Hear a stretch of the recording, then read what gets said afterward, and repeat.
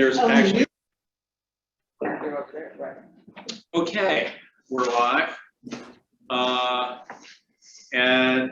see that the participation is building. We're adding, it's one of those things where you're on Zoom, you can see it's click, click, click, more people joining.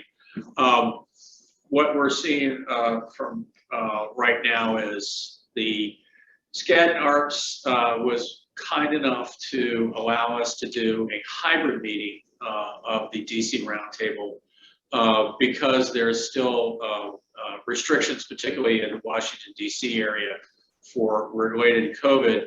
We would have liked to have done an in-person meeting, hopefully next August at the dark period for FERC. We'll do that. The closest we could do it was the day after the open meeting. So today, the 24th, we did after the open meeting.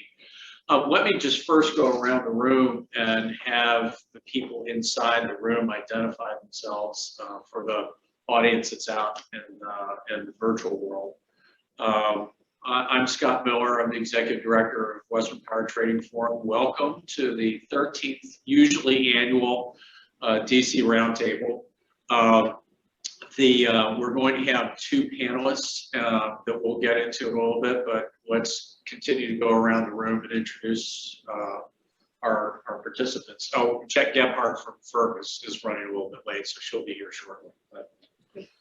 Good morning, everyone. Gymnasta Gadani from the Policy Office at FERC. Thanks for this invitation. Really glad to be here. I haven't done one of these in a while, and pretty excited. Morning, Mason Imnett from Exelon. Also super excited to be here in person for the people that are able to do that. My name is Anne-Marie Hirschberger. I'm on detail from the Office of General Counsel at FERC to the Energy and Commerce Committee, Energy Subcommittee. I'm very happy to be here, see some old colleagues and some new faces too. Thank you. I am Nancy Baggett from the Electric Power Supply Association, a partner to WPTF on all issues regulatory and fun. I'm not happy to be here, but I felt it was my duty to attend. Well, I'm going to, wow, this camera really knows what's going on. Travis Kavula, and I'm going to look directly into its eyes. NRG Energy, pleasure to see you all, pleasure to see you in the room, pleasure to be here. Arnie Quinn from Friskra. Just as happy as everyone else to be here. John Estes from Skadden. Okay, and let's see if we can get you. There we go. Oh, hey. I'm Dan Simon, attorney in Clarkville. Thanks for having me. Okay, and as I said, Jack Gebhardt, who's the head of the technical office, for lack of a better term, when you file when you file a complaint or your tariff, it usually goes to those guys in addition to the Office of General Counsel. Jet was running late because of traffic. Oddly, there's traffic problems in Washington, which is a situation that hasn't existed in some time. So with that, let me just lay out some ground rules. First of all, I'm pleased that Jeff Blake from the Mid-Continent ISO. I have difficulty, Jeff, getting used to that. I'm so used to calling it the Midwest ISO, but they've rebranded themselves the Mid-Continent ISO. Is joining us. He's a former. We were colleagues together at PJM. I'm glad to see you're moving up in the world, Jeff. Jeff is going to. We reached out to MISO because there are a couple of market platforms that are competing to possibly be a regional RTO, and that obviously is CAISO, and we'll have some participants from CAISO on this call, and SPP. We wanted to discuss the concept of what a network, how the West would look different with a network dispatch than it does with this combination of CAISO doing its optimized dispatch and versus the contract path dispatch, individual dispatches of different balancing authorities as currently exists. And so MISO is, for lack of a better term, sort of is a disinterested participant to sort of talk about this from conceptual, not trying to sell you something viewpoint. And while it will, and I specifically, Jeff's a busy guy, I didn't want him to construct a presentation that was bespoke, unique for us. And so while this looks like it's something for their stakeholders, the value proposition, it does get to the issues of what will look different under a network security constrained economic dispatch. And so that's why it looks like it's for a sales pitch. And then of course, and then we'll have discussions about this. I've got several WPTF participants. We hope that CAISO will opine in here at SPP. Brian Thaker, for example, he's the chair of the WPTF board. Brian, I'll be asking your views on this from the sort of internal generation perspective in California. But I'll also want to hear from people who have interest outside of California, because what we're trying to do is get an optimized West, not just, you know, the problem is right now is how does California deal with the West, and how does the West deal with California? And then we'll have a slight 5-minute break so that people in DC can go over and have their box lunch here. And then we'll begin a second panel that'll be a discussion on what's going on in the environmental products market in the West. A lot of stuff's been going on.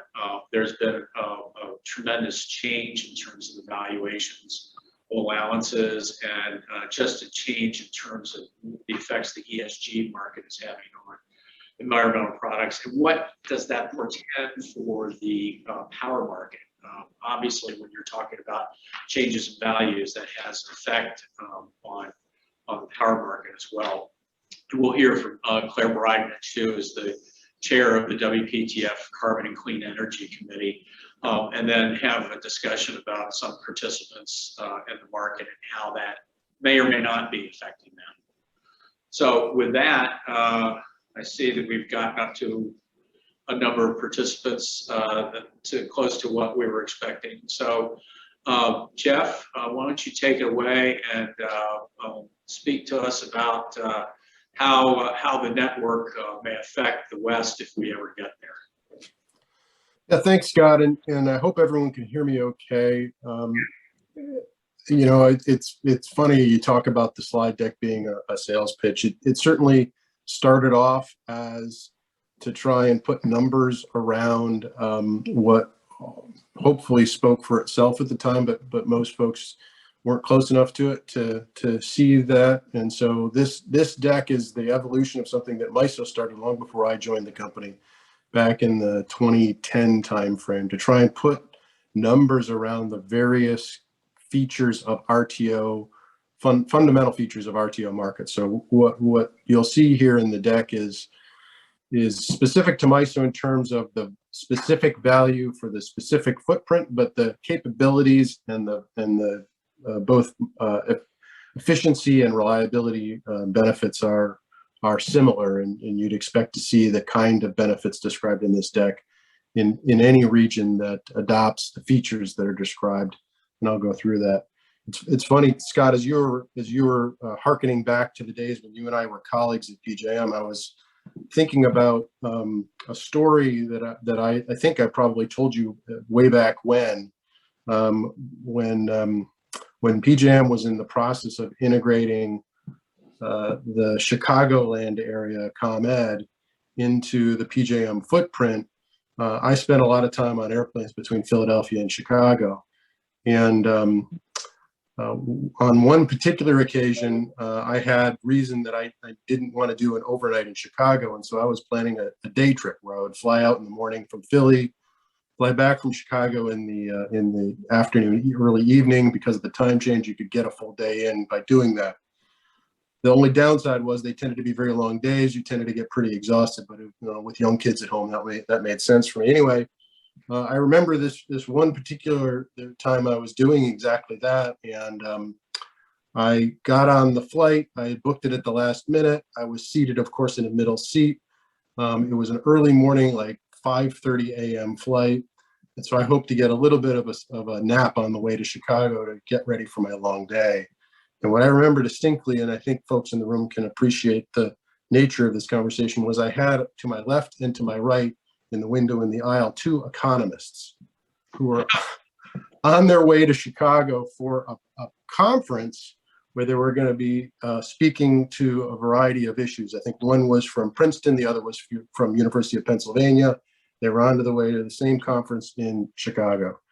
And I remember sitting there as we were finishing boarding, and they're already well into their conversation about the relative merits of the papers they're going to speak to. And while I'm always game for a good conversation about economics, I was really hoping for a nap. So I actually said to the guy sitting in the window, would he mind trading seats with me so that they could carry on their conversation and I could get a nap?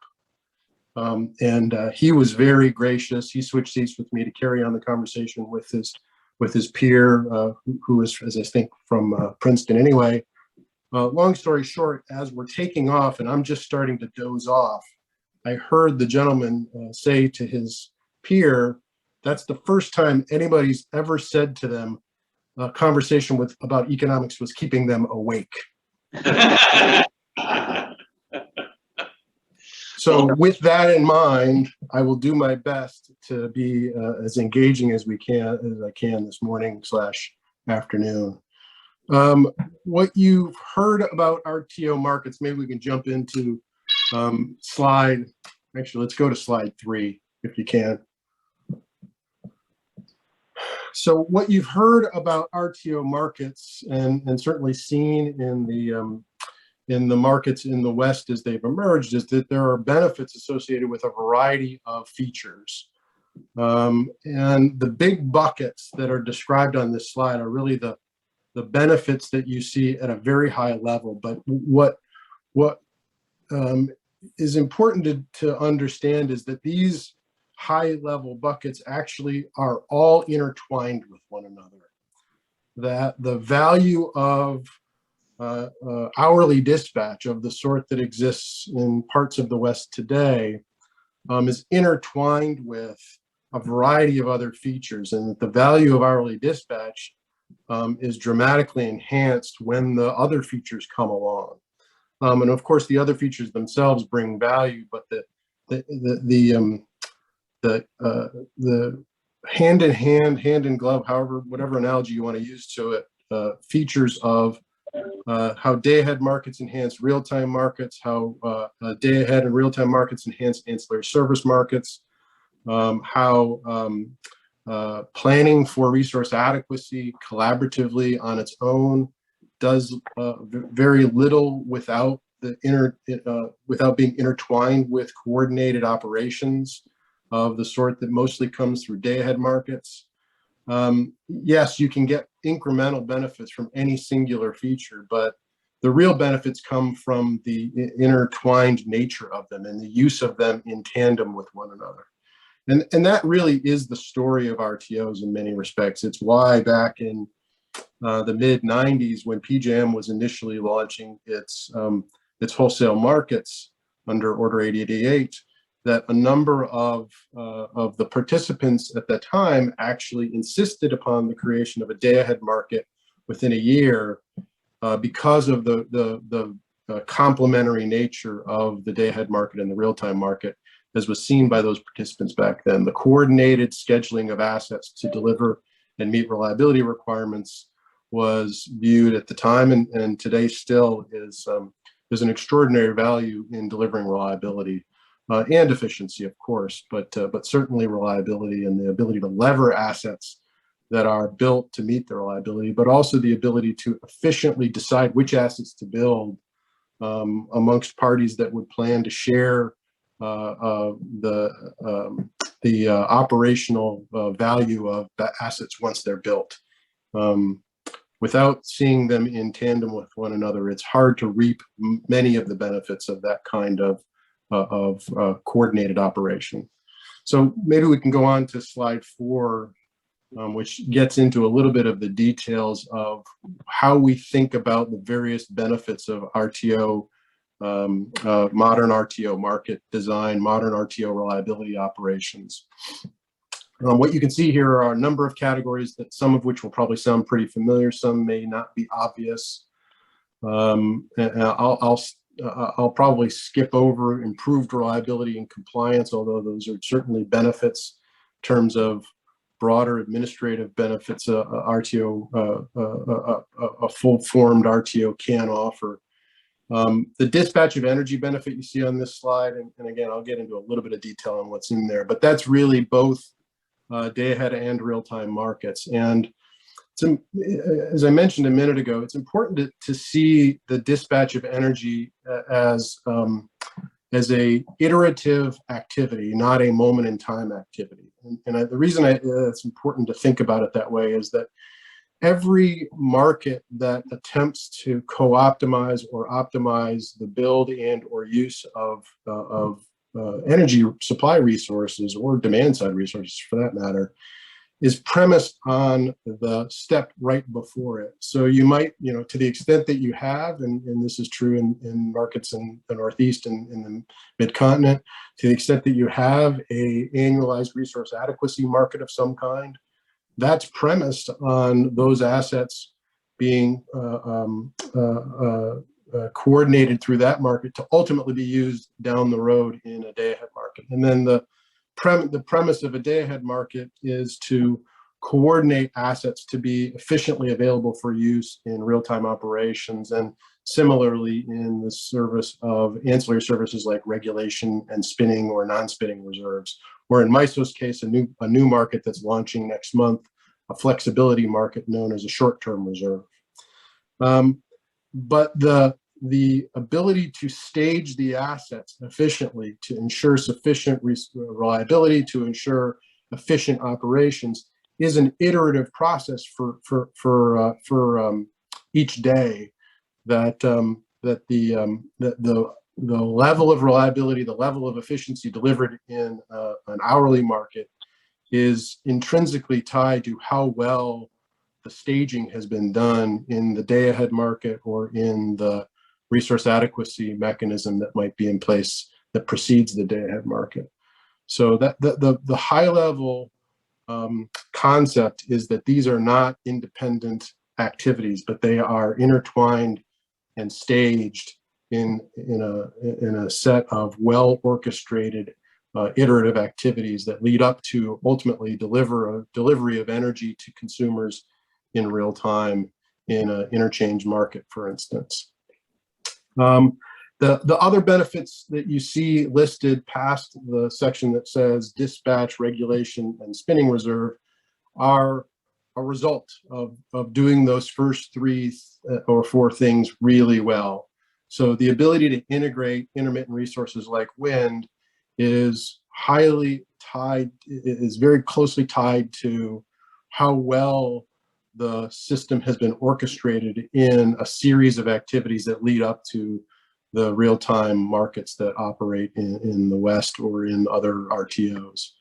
And so having the right capabilities in place to integrate intermittent resources is intrinsic. And it is one of the reasons why RTOs continue to evolve. It's one of the markets from RTOs continue to evolve, just like I mentioned a minute ago, MISO launching in December a new flexibility market, a 30-minute spin and non-spin reserve market that's designed to help enhance our capability to integrate intermittent resources. And I know that there are other similar activities being undertaken by some other RTO, so I don't want that to suggest that MISO is alone in thinking about these things. But it is one of the ways in which these benefits are achieved is through the staging of these capabilities. It's not one capability on its own that can deliver them.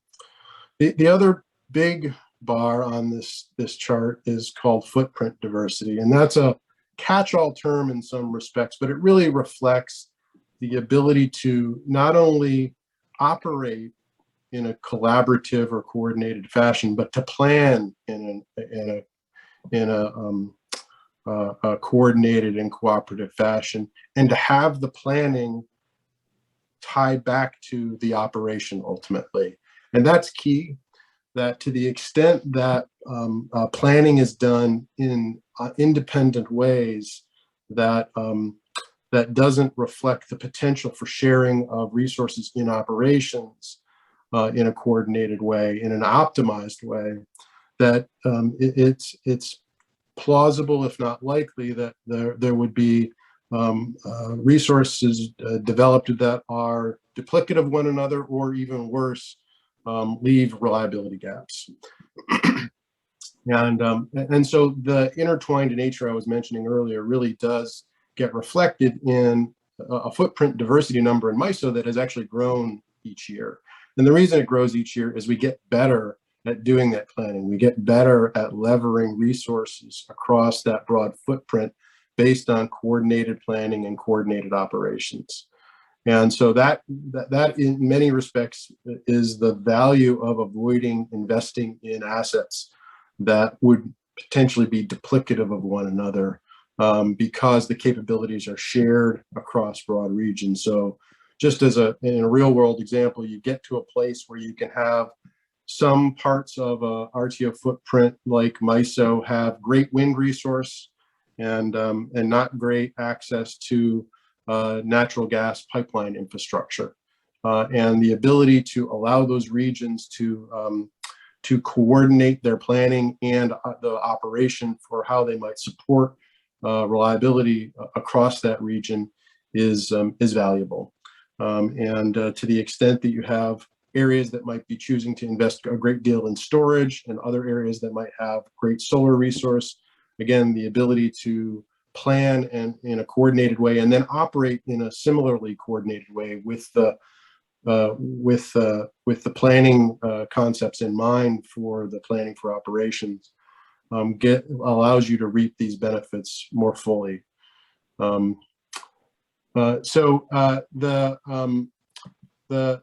last piece I will note, which is rather small today, but we certainly expect to continue to grow, is demand side. And the degree to which demand side flexibility can be integrated into operations is often tied to how well it was planned to be part of that operation.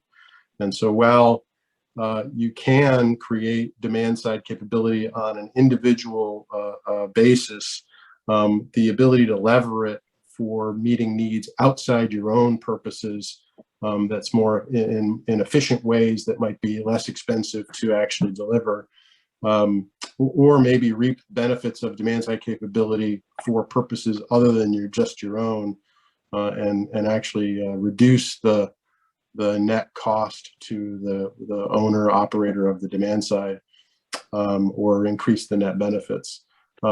Again, tying it back to the original planning process is important and valuable. Why don't we jump to slide 7, and I'll spend just a minute or few on dispatch of energy, but then maybe pause for some questions because I've gone through quite a bit, and I promised not to put anybody to sleep today. So the basic concepts for real-time and day-ahead markets in the MISO region, and very similarly true in other RTOs, is that we are preparing for reliability, to ensure reliability through market signals. And that preparation begins before the day-ahead market ever opens for bids and offers. It begins with the coordination of resource adequacy processes, and then ultimately turns into offers into a day-ahead market that co-optimizes all of the resources that were built or maintained through a resource adequacy process. And that is key, because having a clarity of what resources will be offered allows for the day-ahead market to operate efficiently. Without clarity of the assets that will be offering, it's not clear whether you can have a market that will deliver all of the capabilities you need each day. And I will note, just as a side comment, that the planning for the day-ahead market can also account for things like availability of resources, whether it's for planned or forced outage purposes, they might not be available. If it's demand side, it might be that the source of the demand response capability is different at different times of the year. All of that can be accounted for in a day-ahead market in ways that are much harder to do in real time, while also ensuring reliability. And that ultimately what gets set up for optimal use through a day-ahead market can then be incrementally further optimized in real time. The real-time markets are generally focused on adjusting for changes in what's actually happening in real time versus prior expectations, say in a day-ahead forecast, but also about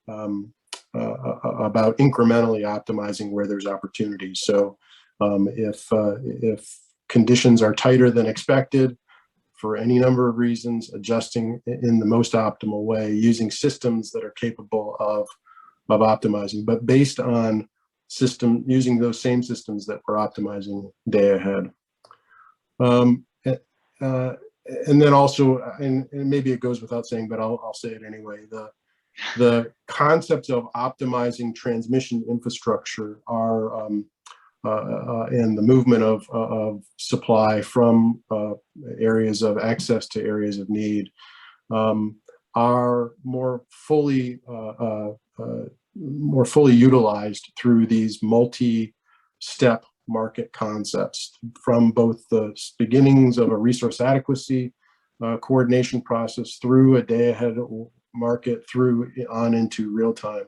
Without the knowledge and understanding of what resources exist, what resources are available, and then ultimately what resources are operating in that multi-step process, the ability to reap the benefits of all of those resources is more limited.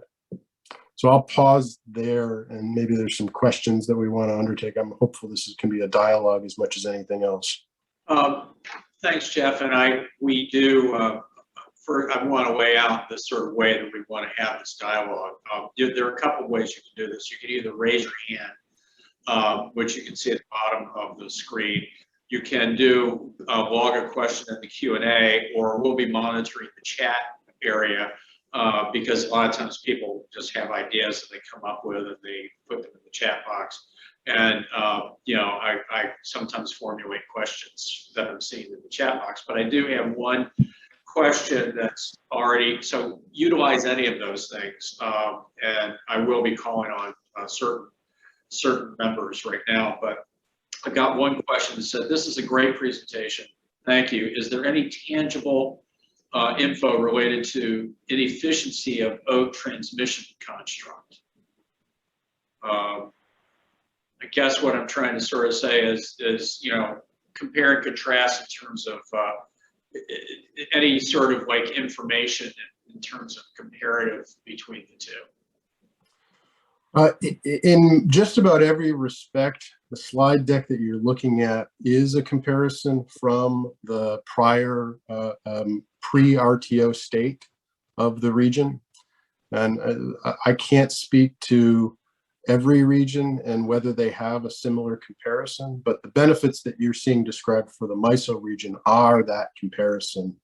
And it is a comparison not just to OATT transactions, but to planning processes that exist that would, if the but-for would exist in a non-RTO environment, and also, of course, the operational benefits of resource adequacy, day-ahead and real-time markets, co-optimized ancillary service markets, and the like.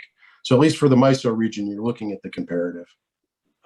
That's an excellent point. That is, this is what you've benefited if you subtract that if you weren't operating the MISO market.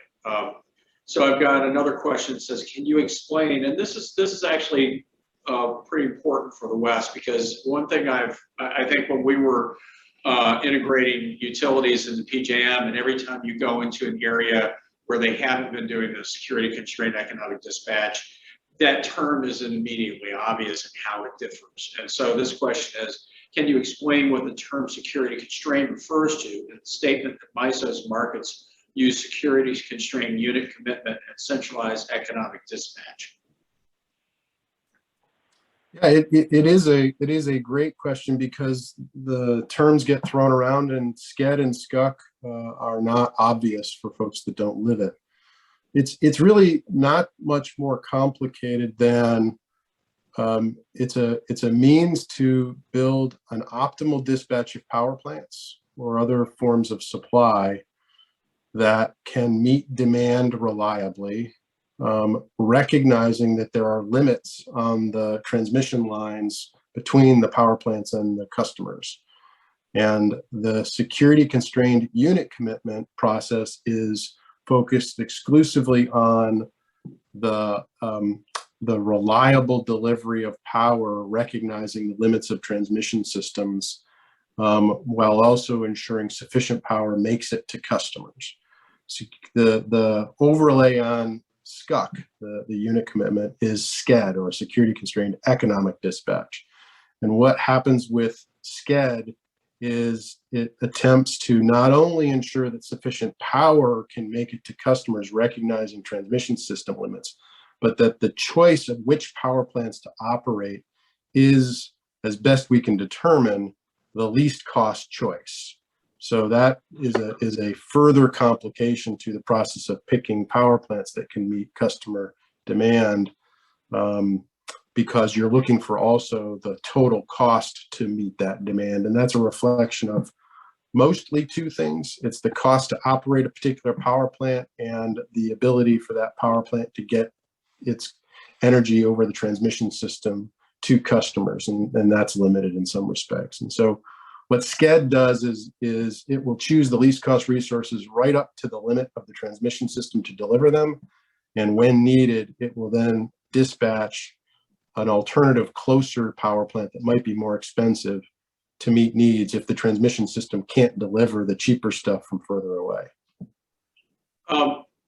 Thanks. Now, what I like to do is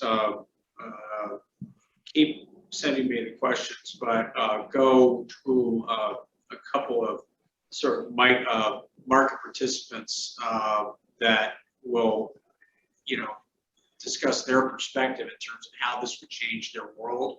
And let me go to Brian Faker from Middle River Power. Brian, your perspective, and this is kind of interesting. When we were debating inside WPTF advocacy discussions about how to advocate when California is putting a constraint on RA imports, well, that can benefit in state generation, but then we've got WPTF members that are in Washington State or British Columbia, and what's their perspective? So the perspective is different. But if you're talking about something where it's harmonized and it's a network dispatch, how does that sort of change one's perspective? Brian, you got a viewpoint on that? Yeah, I do, Scott. Hopefully everybody can hear me. And I'll confess right off the top that I have an inherent bias about this issue. Just a little bit about me. I worked for LADWP for 15 years before I escaped to join the ISO. And we've forgiven you. Yeah, I saw the recruiting poster, and I could not help myself. It looked like a grand adventure, like the old Navy posters, see the world, that kind of thing. Midway through my career, I kind of banked the rest of it on this model of an independent system operator. The other thing is I had the pleasure of serving on the WEC board of directors from 2008 to 2013, and Mark Mayer, who was the CEO then, asked me to serve on a steering committee that was at that point exploring ideas about a West-wide market. Now, Mark admittedly got a little over his skis. Not all of his members looked favorably on a West-wide market at this time. This would have been the early 2010s.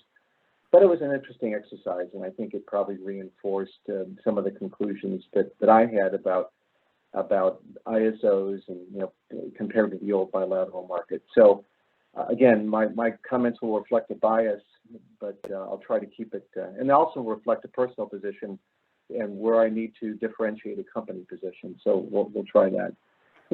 From the perspective of an internal generator to California, the question is, are you indifferent to whether or not you're looking at a network dispatch or a node dispatch? And of course, the answer is complicated. The answer is yes and no. It depends.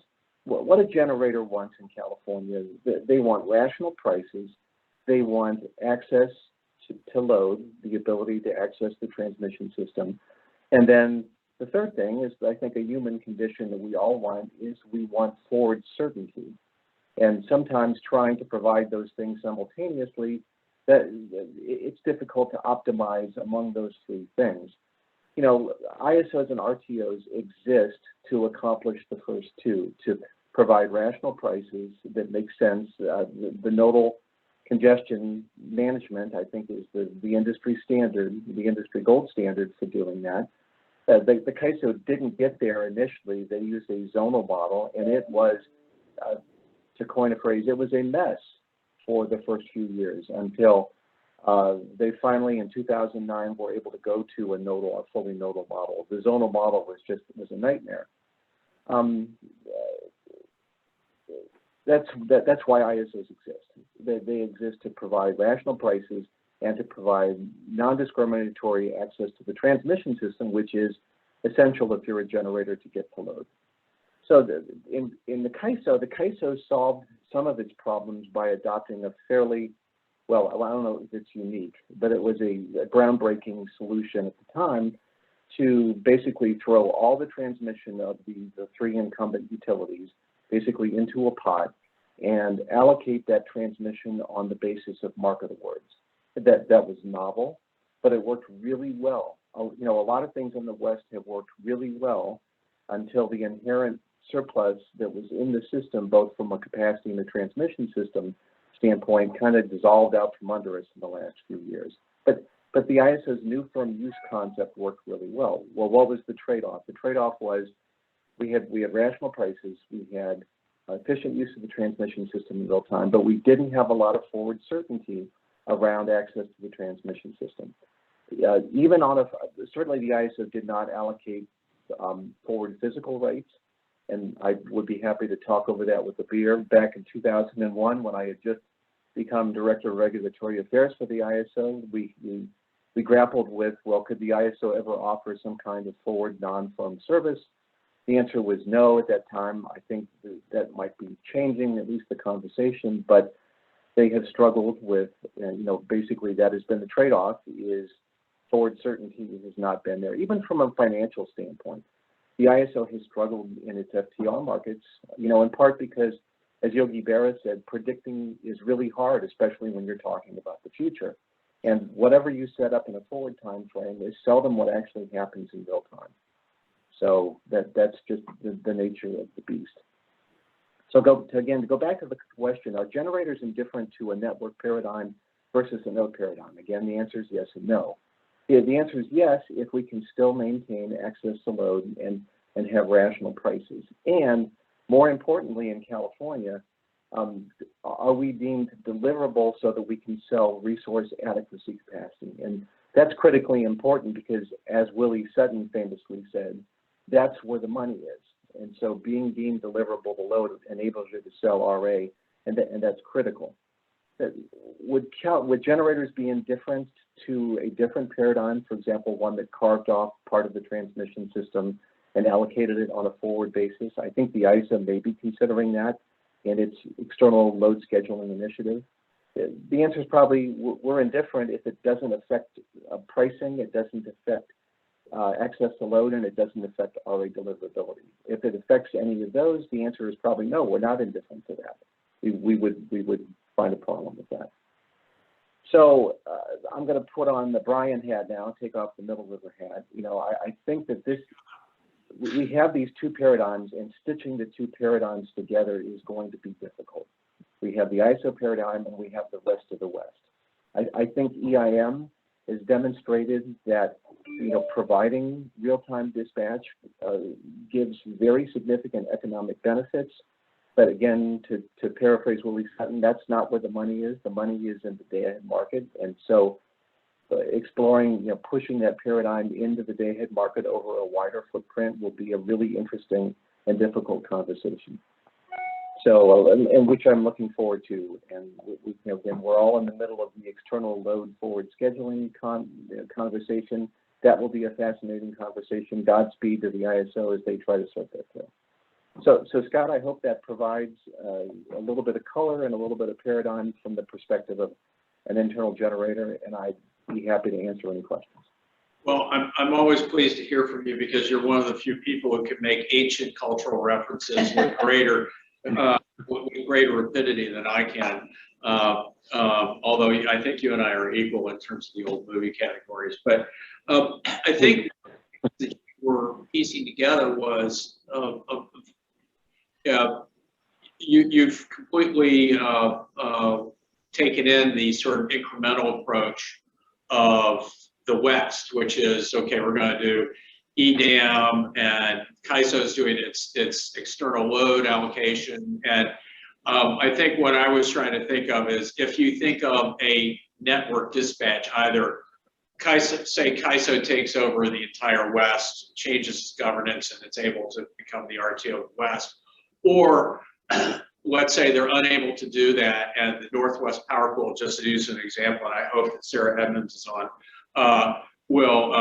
who's been the shepherdess for the, sorry for using a gender specific term, for the Northwest Power Pool effort, which is resulting in the Western RA program, becomes an RTO perhaps, and therefore FERC would probably require a joint operating agreement, and then in effect you've got a West-wide RTO. But what you were talking about was sort of, you were being a little more realistic and less blue sky. Is that fair to say? Yeah, again, I'll have to confess, I have a strong personal bias. I think that network dispatch markets are the most efficient. I think that the CAISO experiment has been very successful. Again, I think that we've run into some choppy waters because the inherent surplus, both from a resource and the transmission standpoint, has kind of run out in the West, and now we're having to figure out the next thing. But I think that there are benefits, to larger, more regional markets. But I'm also, I think, skeptic is too strong a word. I'm just a little bit dubious about the prospects for stitching together the system that the ISO has successfully used for allocating transmission and trying to integrate that through the greater West. I think that may require a step function change that I'm not sure the West has got the appetite for at this point. But I certainly hope we continue to have the conversation because I do believe, yeah. Yeah, I mean, if I might interject, one of the interesting opportunities that come along with a co-optimized day-ahead market is the ability to identify where transmission investments can be most valuable. That it unlocks information that isn't otherwise obvious about what a efficient dispatch would look like, but for the fact that there are transmission constraints, and the transmission constraints are much more pronounced in a co-optimization that looks across an entire day as opposed to a single hour, because of the nature of redispatch and the things like startup and shutdown times for power plants, and also the profiles of when the wind blows and when the sun shines that are not for a single hour, but are often, if not usually, for extended periods of time with production profiles associated with that. So one of the values of a co-optimization that occurs for an entire day that really can only occur in a day-ahead market type construct is the new information that's gleaned about where investments can be made to reap huge benefits. That's certainly something seen in MISO's planning process. Jeff, I'm sorry. Scott, I'm sorry. Respond to that. Yeah, I was going to respond. I totally agree. I think that information can be essential and can be a real fundamental way of improving a transmission planning process. I'm not sure that we've quite gotten there in terms of making that the most efficient translation. As I will say this, I believe that optimized markets produce better prices, but I think the one thing you never not have in an ISO is a discussion about price formation, because to paraphrase H.L. Mencken, there's always a simple solution to it, and it's always wrong. Price formation is a difficult nut to crack, and I think all the ISOs struggle with it. But I still think that struggling with price formation is the more nobler cause than trying to say we can guess and we can do everything in advance and set the system up months in advance, because you can't. It just doesn't ride through the real time. So Jeff, I agree with you. I wish that we had more robust transmission planning processes that took better use of that real-time information. But I agree that's the lesser of the two evils. So we just had, obviously Brian he's in Placerville, California, and they have Wi-Fi restrictions there. That's why he just froze up. And but to that point, and in a minute, I want to get to a couple of other participants, but I will come back, Arnie, at some point. I'd like for you to perhaps discuss the Matt White paper about how much transmission capabilities opened up when AEP was integrated into PJM. It was like a massive find of transmission capability. But we'll come back to that, because I think that gets to some of Brian's skepticism in terms of whether this will really yield some of the network benefits that many of us envision. Let me ask Kathleen. Kathleen, I like to pronounce her name Colbert because I like to think that she's actually related to Stephen Colbert. She's equally intelligent, although not always as funny. But Kathleen, you want to Vistra? What an introduction. Vistra has power plants all over the country. You've got batteries in California. You're going to be building more. You guys actually serve load too, don't you? Not in California, but everywhere else. Not California, but everywhere else. California has certain restrictions. What's your reaction to the possibilities of how a Vistra viewpoint on a network for the West would be for you? Yeah, thanks. Can you hear me? Can Yes. you just give me a thumbs up? Okay. Thanks for calling on me, Scott. Always pleased to share my opinions. I am never as funny as Brian, though, guys. So I do agree with that. And thanks for having me go after Brian, who's always a showstopper. I do want to caveat and say I can share a little bit about Vistra's view. As you know, most of you know, we're a large retail electricity provider and competitive power producer. But I also kind of want to caveat a little bit that I'm speaking from my own personal opinions right now. So I'll try and that'll be my disclaimer. She used to work. I think this is a great flavor. So. Oh, I used to work, and yeah, we got a caveat first. So, I actually want to start with the benefits discussion. So I think that this is, and kind of compare what Jeff, you walked through, which I love your waterfall chart, by the way, thank you. And compare that to the energy imbalance market. So I think that a good place to start with questions about should the West have a centrally cleared dispatch is, well, largely we do have a centrally cleared dispatch in the Western Interconnect. A vast amount of the utilities have joined the Western Energy Imbalance Market. That has unlocked a great deal of transfer capability. So when we're talking about transmission, I think there is a ton of progress in the West to open transmission zero-cost transmission access for imbalanced energy purposes.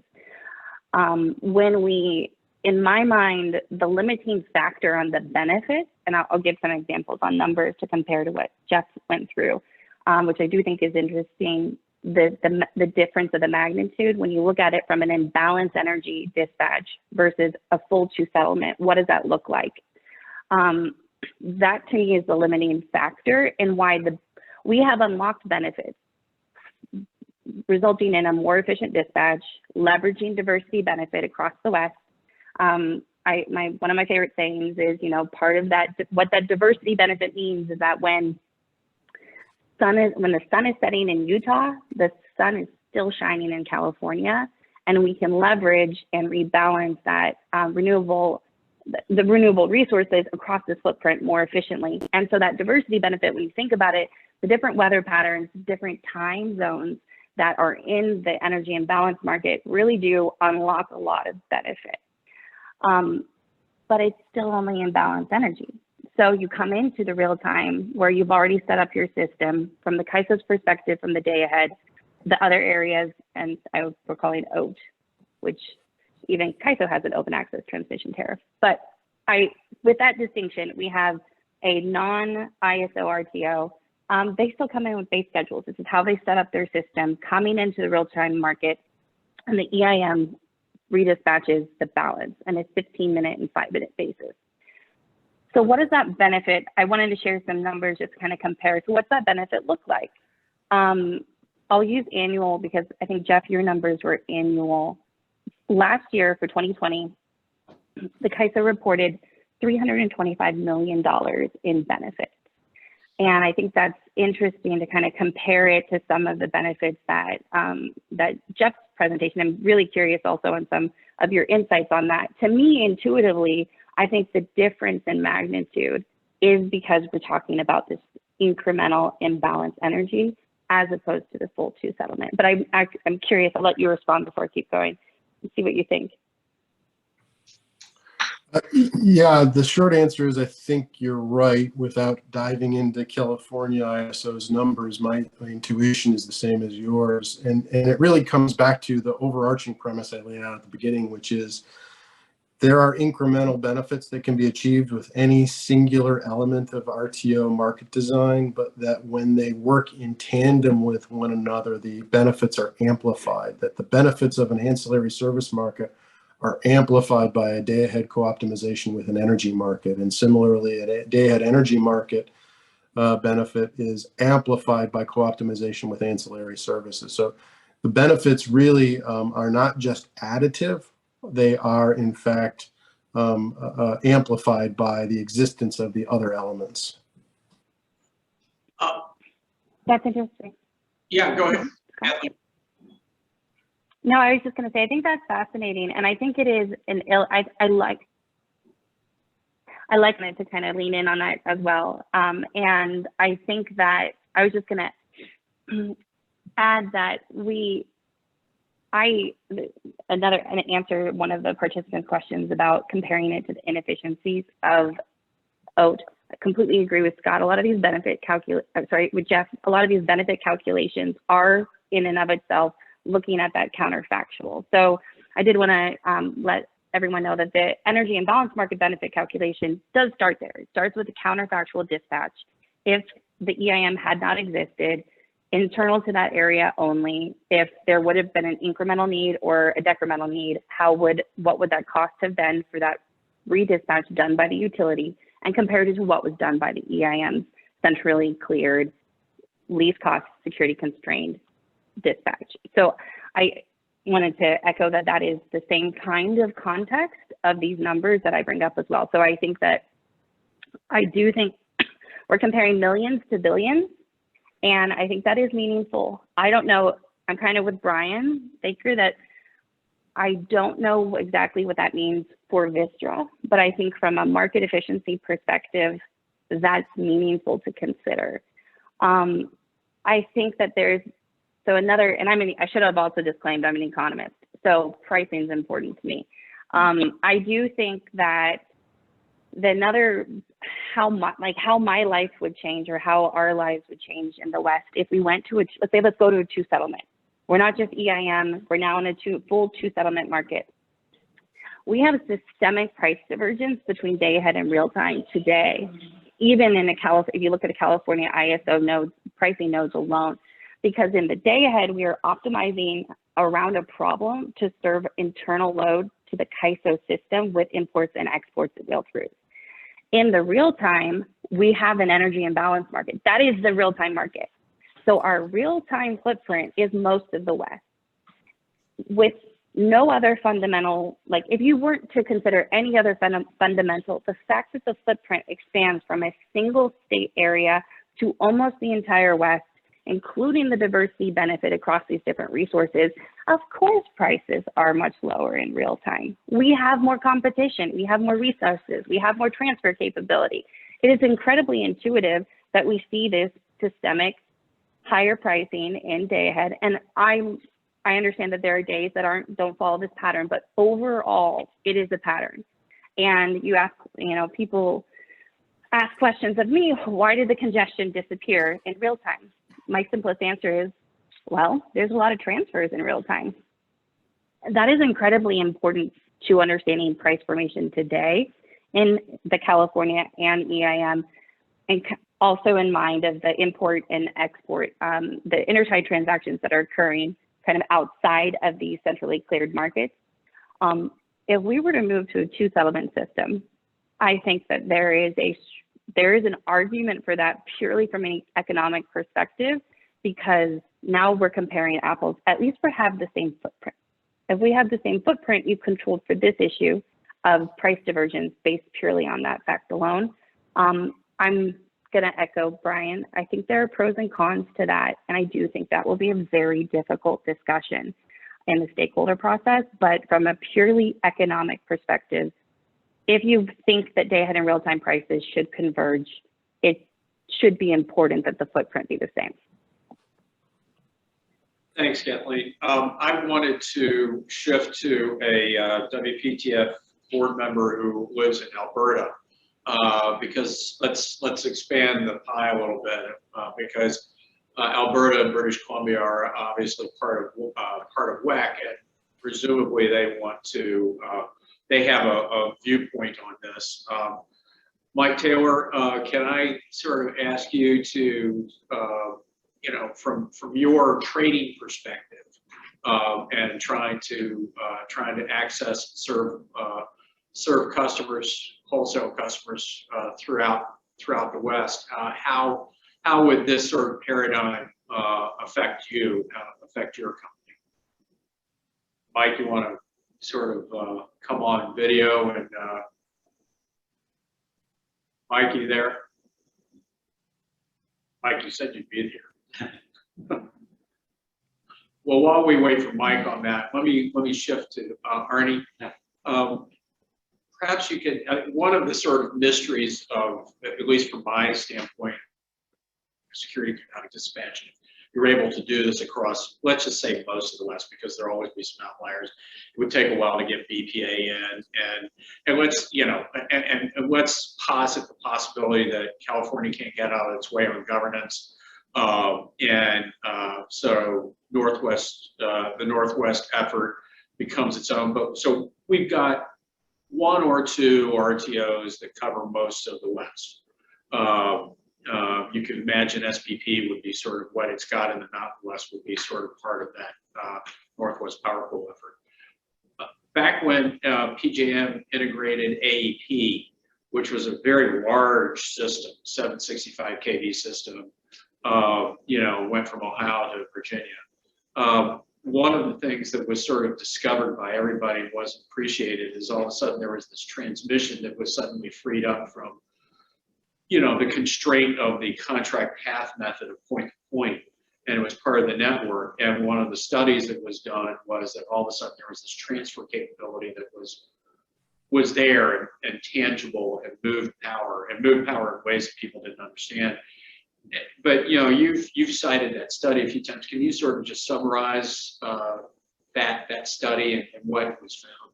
Yeah, no, I'm happy to. So it's basically a one graph and one chart paper that was probably 75 pages. But the real insight was they had data on flows across flow gate between AEP and the rest of PJM before AEP joined PJM and after AEP joined PJM. And so they had this very consistent data set.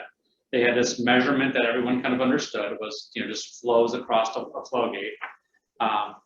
And they knew the date that AEP joined PJM.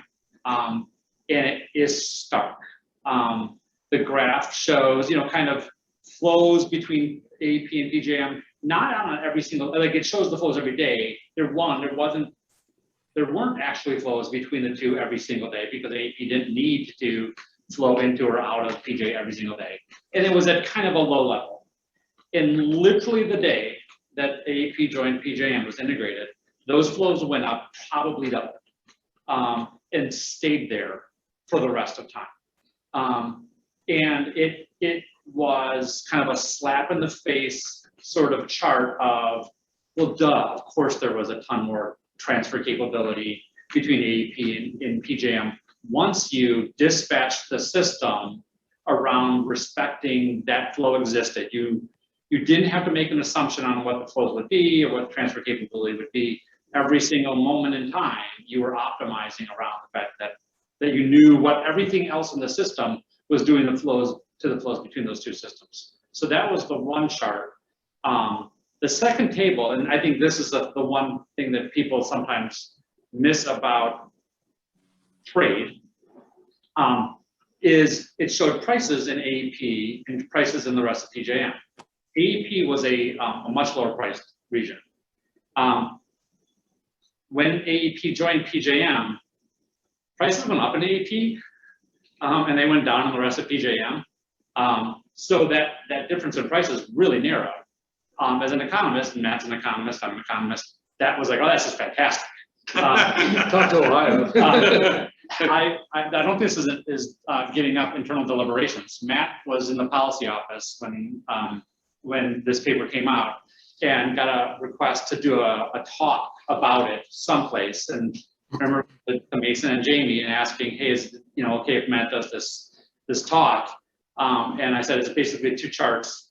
And I showed the table and they're like, I don't know if we can. So you're telling me that integrating a region into an ISO is going to raise prices. I don't remember whether Matt got to do that talk.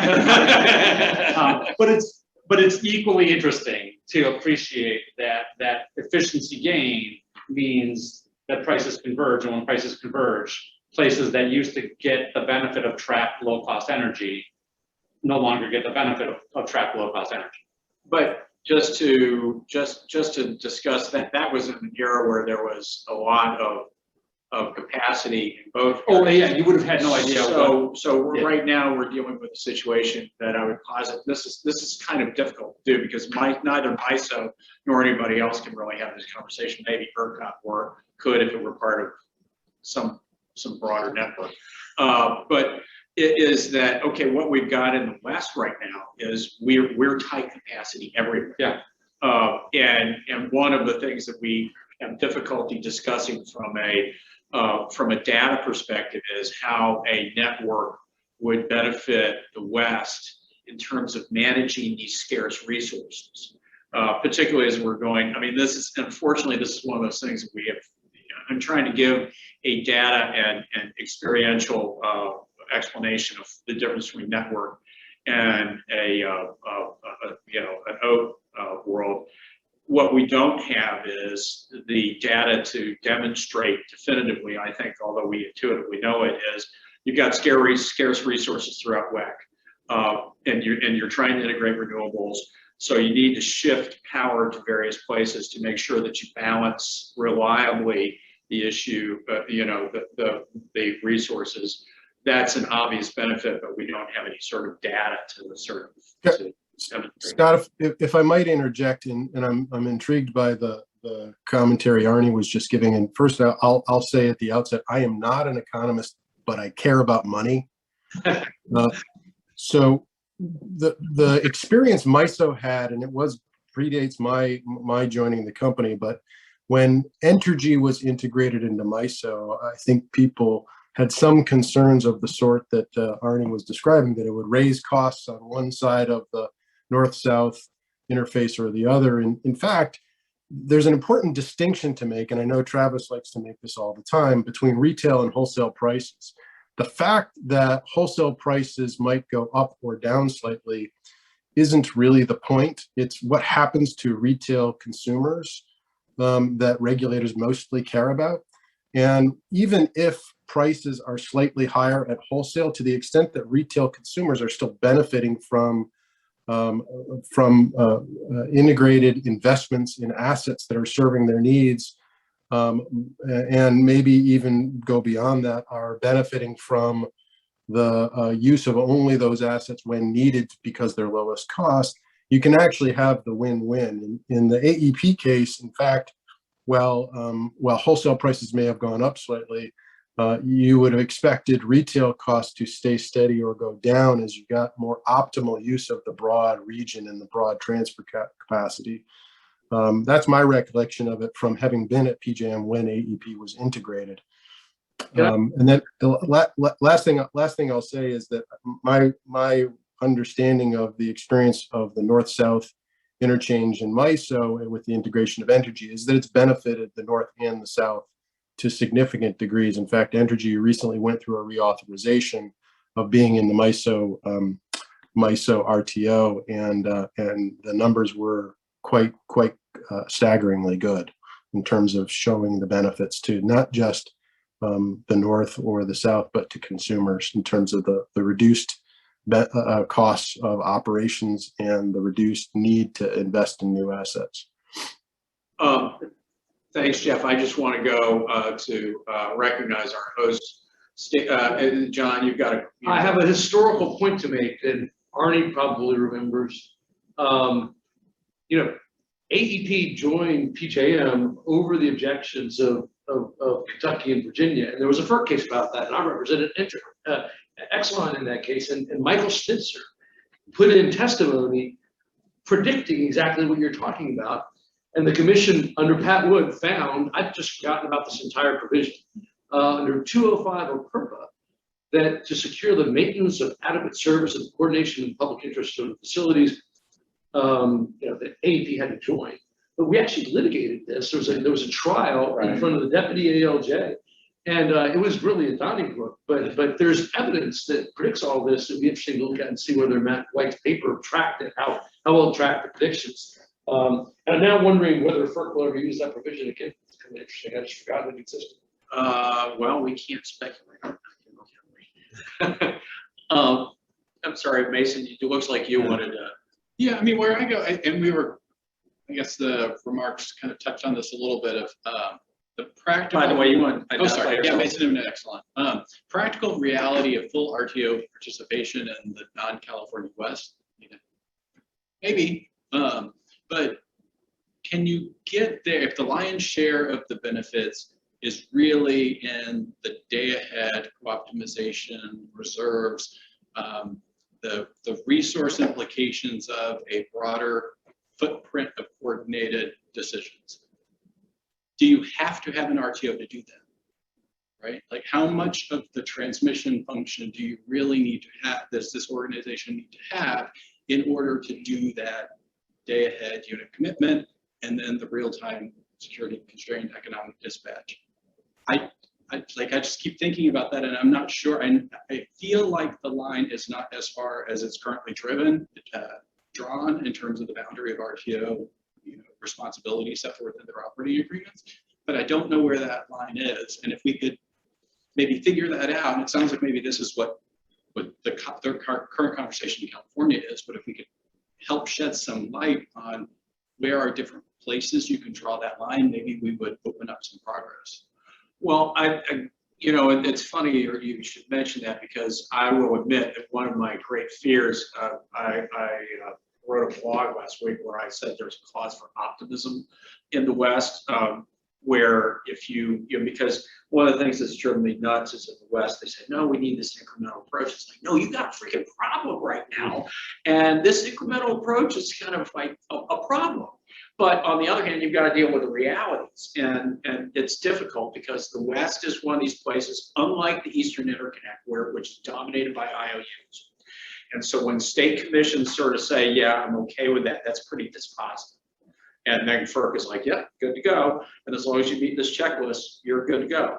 In the West, you've got the IOUs, you've got federal power, you've got public, public utilities, and state commissions.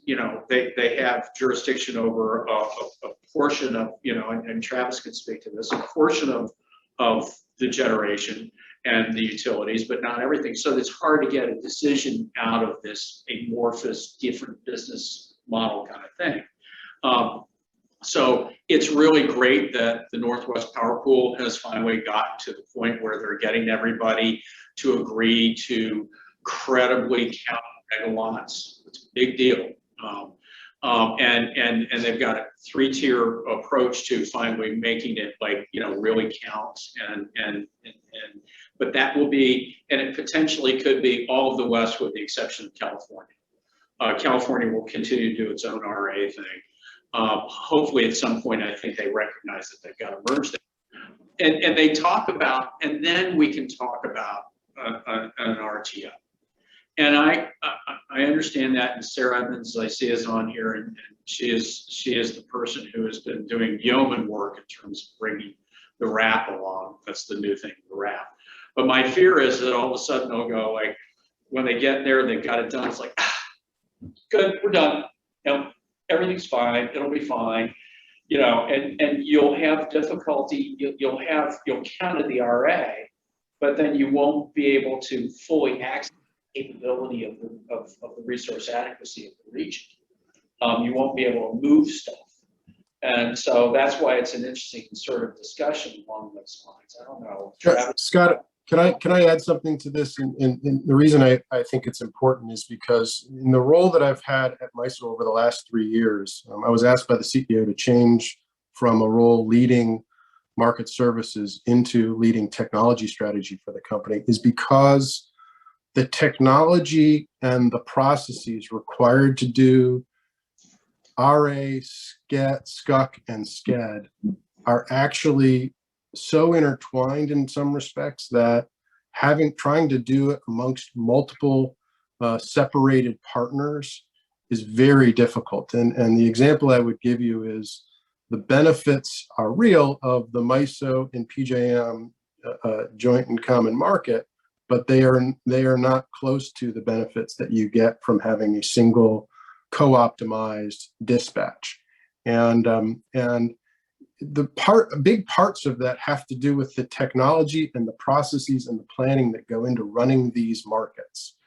That just think about what's required to run a day-ahead market. It means complete and absolutely accurate information about the state of the system going into that day-ahead market. It means complete and accurate information about the state of all the assets that could potentially be utilized in that day-ahead market. And it has to do with complete and accurate information about how they might be further optimized in real-time operations.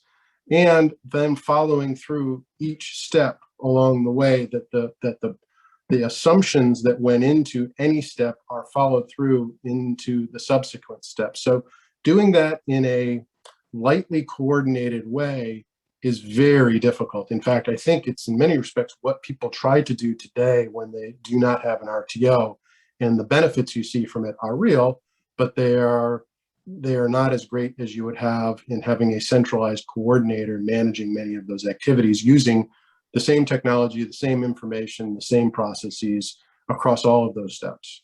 Right, and I think I think that's real, but there's a certain exhaustion level that kind of set in the West after they do RAP. Sure. That's what worries me. And wait a minute, I've got Nancy, you wanted to ask a question, and then I wanted to go to Travis. Yeah, Nancy back from us. I was just going to ask if the sort of iterations or the phases, is there some clarity and common understanding, sort of to Mason's point, of what, step one may be, or the way, and also then does it vary by utility or parts of the region? And I know this almost calls for Sarah to step in, and Sarah, I'll give you some airtime later on, but not right now. But there is a 3-tiered process that they're coming to agreement on, and it's pretty close to finalization. They're still working. They've gone out for comments on it. I can send you the link in terms of what they've agreed to thus far. First there's a voluntary showing, and everybody who wants to do that needs to sign up, and it's getting to the point where everybody's going to show up, pretty much everybody in the West, with the exception of California. Then there's a second tier, which is a little more like, and then a third tier where there are going to be penalties, and they've got to actually file a FERC for that. One of the big issues is the states are still wanting to get some clarity on their rights and the governance structure. Yeah. It's a common discussion. And there's some third parties that, you know, WPTF represents that are sort of saying, hey, you know, how's this going to work for, you know, people who aren't part of the club? So I'll be happy to send that to you. And we can even discuss that on EPSA. They tend to sort of discuss things in the Eastern Interconnection, you know. Slight bias. But anyway, but let me, Travis, do you want to, you certainly must have a viewpoint on this. I do. I'm shocked. I'm shocked. No, I was going to kind of ask Jeff maybe a question because I think it's relevant to the Western discussion, which is, you know, when you see that waterfall graphic, so much of the value seems to be tied up in avoided capital expenditures, I assume related to generation, which I think you're capturing a catch-all diversity benefit.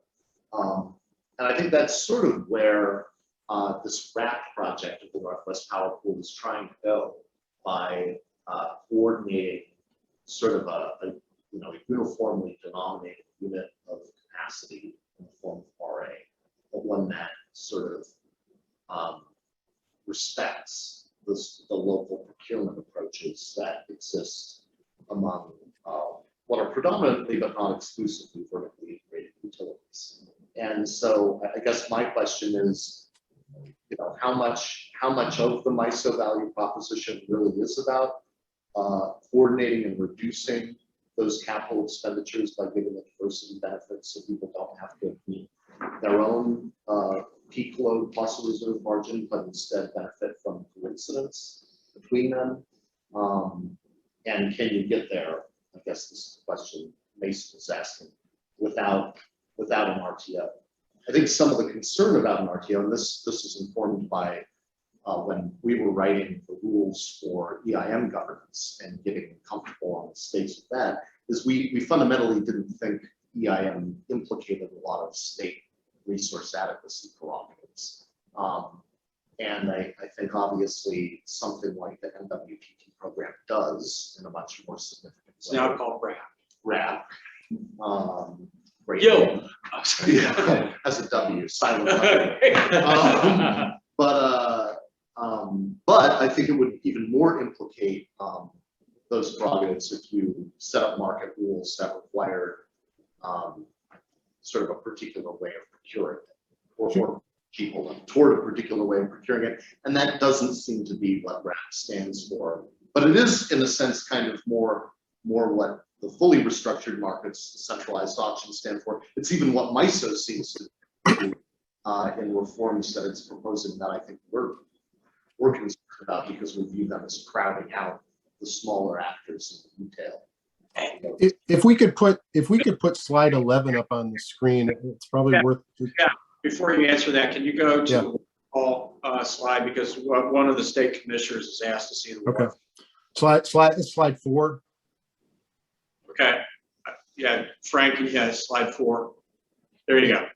Yeah. So that big, large bar, footprint diversity, which there is. And by the way, this slide deck is posted on the MISO website, and I'm sure Scott or others can email it around for anyone to take a look at. And happy to answer questions about it. But Travis, to your question, the big challenge with trying to reap the benefits in that 2 to 2.5 billion of annual footprint diversity benefits without having the other complementary elements of a regional co-optimized energy and ancillary service market is the devil's in how do you use the assets that you build. And the benefits of footprint diversity come from knowing that you'll have the assets you need when you need them.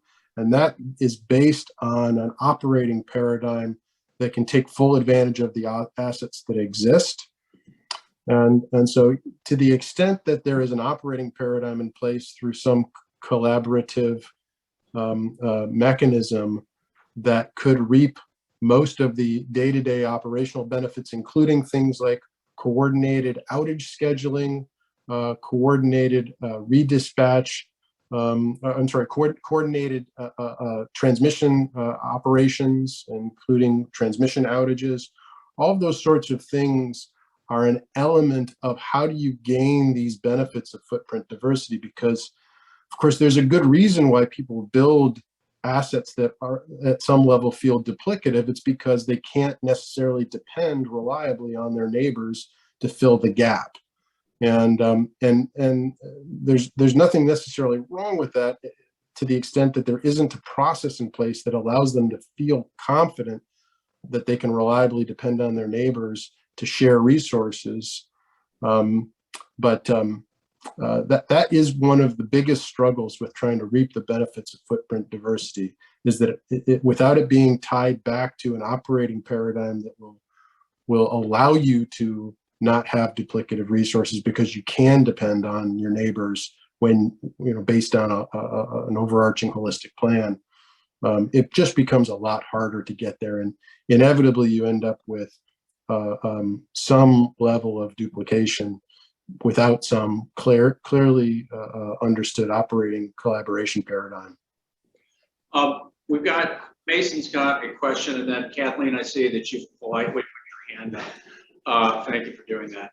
And mine is really quick. Mason is excellent. It's following up on an aspect of Travis's question was of that footprint diversity, 1.9 to 2.4 billion. How much, where does it come from? I thought a lot of it is operating reserve savings, but yeah, like what, the line. If we could go to slide 11, it speaks to that question at a high level. It doesn't give you the specific numbers of what it accrues from, but it is mostly a function, as Travis hypothesized, of avoided capital investment. And the avoided capital investment is possible because of the shared operational use of assets to meet the everyday reliability requirements. So this is not a duplication of the benefits of running a co-optimized ancillary services market, but it is in some respects an outcome of running a co-optimized ancillary services market, that you can now reliably depend on a smaller fleet of ancillary service providing assets, because you know where they sit, you know they exist, you know how you're going to operate them when you get to the day-ahead optimization, and then ultimately in real-time dispatch. The far outlying part in eastern Montana thanks everyone else for the diversity now. Kathleen, you've got your hand up. You want to unmute yourself and ask your question? Yeah, I do. I'll lower my hand too. So I wanted to respond to Mason's question as well, and I want to be maybe the contrarian in the room. But while I completely acknowledge, and this is speaking on behalf of Kathleen Colbert, not Vistra, but while I acknowledge that two settlements. I'm used to this. Sorry. Yes. While I totally agree that a two settlement full RTO is simpler and has more benefits, I will say that I do not think it's necessary. And it's something that we have talked a little bit about, and this isn't new. But I absolutely can see a path. I think we need to think a little outside the box and be agile, yes. But I can see a path that, and I'll use my example in the world of CAISO is the market operator, but I will note that I'm pro-competition, so any entity that wants to come and provide a better solution, I fully encourage that. But so my example is just an example. I think I appreciate your comment, Scott, about the Northwest Power Pool, but I actually do think it's fine if you have a regional RA and you have state RA programs. All of those programs, as long as they result in LSEs knowing that they need to go out and procure a certain amount of resources that will have a must-offer obligation. That can be provided to any market operator. In my example, let's say CAISO, but it could be anyone, on a forward-showing basis. The market operator then knows its resource fleet that has a must-offer obligation going into the day ahead, so it can run sufficiency assessments on that to identify whether or not that's sufficient across the entire footprint, which could span the entire West in this example. The state and the regional RA programs are inputs to the market operations, the forward sufficiency assessments, any backstops, and then going into the day ahead, you have assurance that you have resources offering into day ahead. I don't think that day, while I think the full RTO would be better and more efficient, I actually don't think you need it to be a full RTO in the day ahead market. I don't believe a joint dispatch agreement in the day ahead space has been approved. So I do think it requires some flexibility of thought from a regulatory perspective. But I do think that we could expand the concept, and that's what the KICE is considering with their extended day ahead market. There's a lot of work to be done, but I do think you could take the concept of what we have in real time, where you have a JDA that's operating throughout the West, that allows us to collaborate when everyone is bringing what they need to the table. But if there's like reliability issues, any of the EIM entities can disconnect from the EIM in real time. That's built in because it's got this idea of it not being a full RTO. It is a JDA. It's a joint dispatch agreement. So there are times where that agreement may no longer work based on reliability, and you can disconnect. That concept of we want to coordinate and we want to achieve benefits in day ahead. So we're going to expand the day ahead footprint, allow it to be centrally dispatched, but we're going to keep the concept of we're individual areas. And if we need to, for reliability purposes, separate and or having some tests and ensuring that you can't overly rely, like that could be designed. And so I just wanted to be the devil's advocate in the room. I do think that you can have all these things working together and it could be designed. Well, and I appreciate that viewpoint, Kathleen. My concern in that regard is it's not that the wrap is a great step, right? And Sarah Evans has offered to go through the future steps, and we may lose Jeff in just a few minutes anyway. But here's the issue: is that the deliverability without a network dispatch, the availability of it to be able to shift it will be severely limited, from what I understand. If you're just doing a joint dispatch agreement, as opposed to if you've got security constrained economic dispatch. The example that I'm using is the availability of the full use of the transmission system, as we discussed in the paper where AEP was integrated in PJM. That's my concern. It's not that it won't be better. It's just that it won't be optimal.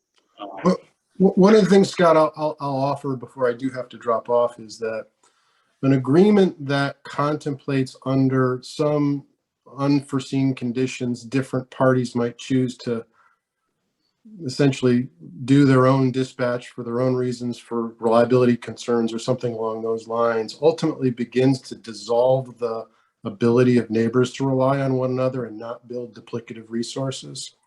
One of the underlying and most important premises of MISO as an RTO is that everybody expects they can and will depend on their neighbors if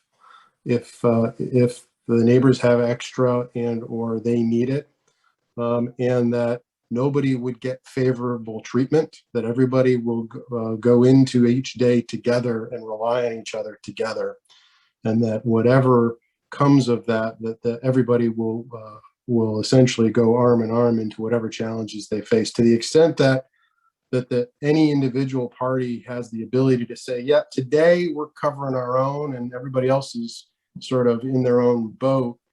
It really has the potential to drive folks to stay with the planning process they've been using, which is to make sure they can cover everything they need to cover on every possible extreme scenario. And it is essentially very similar to status quo as a result.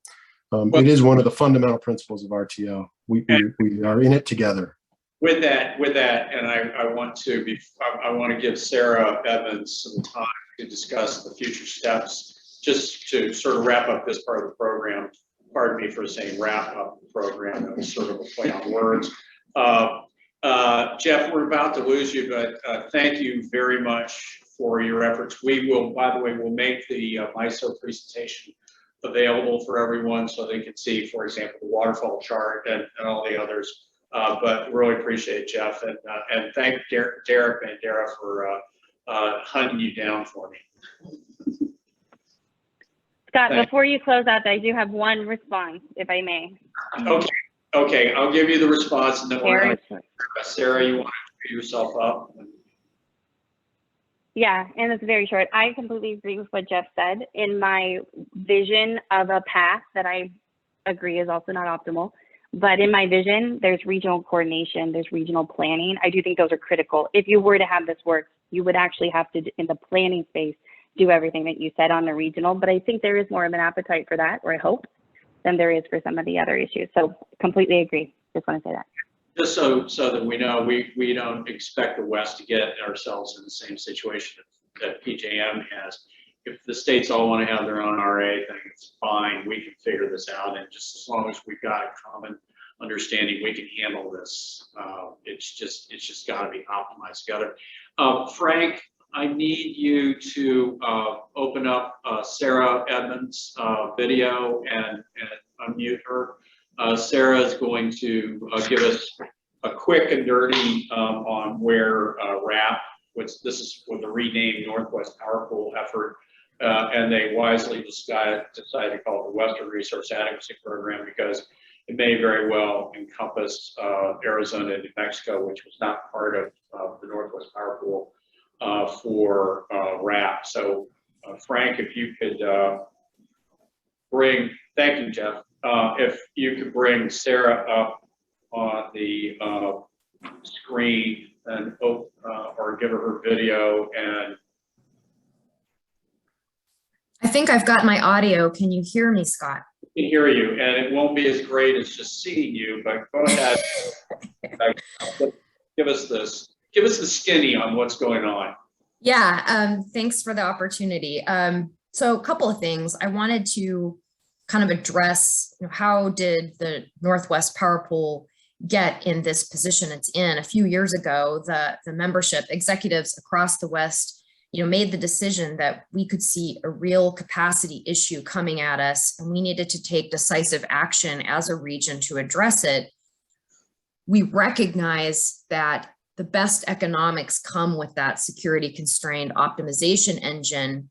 But given where we've been at in terms of evolving market expansion in the West, we didn't necessarily want to wait for that market optimization solution to be here before we pursued resource adequacy. So we embarked on a journey, and today we are at a place with at least an initial detailed design. We've got great momentum around future governance. We're headed into, starting next month, a non-binding informational period where participants across the West will get some really valuable information about what their position looks like in this regional RA program, where on a year-out basis, broken up into seasons, we get a really good picture of who is short and who is long relative to the planning reserve margin that is computed by all the inputs provided from the participants across the West: loads, resources, and transmission. And that's a really important step for us, but it is not the end, of course. We move in a couple of years to a binding phase where those obligations come with compliance penalties. There's a cure period in the forward showing process to fix it if you're coming up short, but the penalties are designed that you would never do that. You would never come up short. And then we do get into an operational phase where, through bilateral mechanisms, they may not look exactly like they look today, we are able in the day ahead timeframe to trade neighbors helping neighbors. And there it does come an obligation with that. The program includes an obligation to fulfill your resource adequacy commitments rolling into that timeframe. Of course, what isn't there is that ability to find the least cost, economic, security constrained solution. But we are hopeful, and I fully agree with Kathleen's potential vision of what it could look like. We are hopeful that at that point, there would be more than one, or at least one, viable market expansion opportunity. Is that RTO? Is it a day ahead with a real time? I don't know yet. There's a lot of moving pieces in this sphere, but I think what, to me, makes a lot of sense is that RA is a solid foundation for what you might want to layer on top of it. We don't have that today. We have to deal with a lot of potential inefficiencies in the EIM when we roll into real time with all of the resource sufficiency tests, which are essentially proxies for the fact that the rest of the West outside of California does not have a comparable RA program. And CAISO really insisted on those RS tests to ensure no leaning. You substitute that with not the same, but a comparable RA program. And I think you've got a much more solid market that you can build on top of that foundation. I think it is very portable. The governance especially has been cited as potentially a very portable model. We are in a delicate place in the West. However, we're on this incremental pathway for very specific reasons. We've got quite a diversity of different load serving entities, power marketing administrations. Not everyone is in the EIM yet. Not everyone is very experienced with the EIM yet. We're at different places in our own cultural and change management evolutions in our companies about how comfortable we are with markets and essentially and importantly, how much control we're willing to give up. It is a process. I know it is a process, Scott, that frustrates you for its slowness, but we've made more progress even in this last year and a half than potentially we've made in 20 years, at least on the governance front.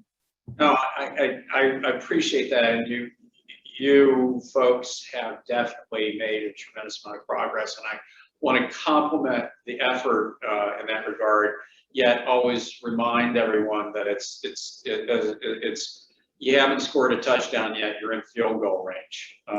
So to yeah, use, I think that's fair. We're very intentional to say this is a 1 year out, seasonally based compliance program for resource adequacy. Is not a market, but then we're also very intentional to say we are trying to build this so that it is durable, but also nimble.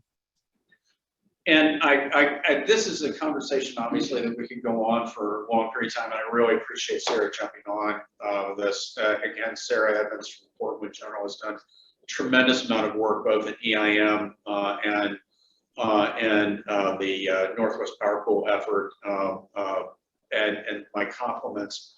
So I appreciate Sarah jumping on in this, but we need to take a brief break while those of us in this room can go get our box lunches over there. But I want to immediately jump on within like 5 minutes because we've got Claire Breitnich on the line to give us an overview of where things are going from the environmental products and just market. There are changes that are going on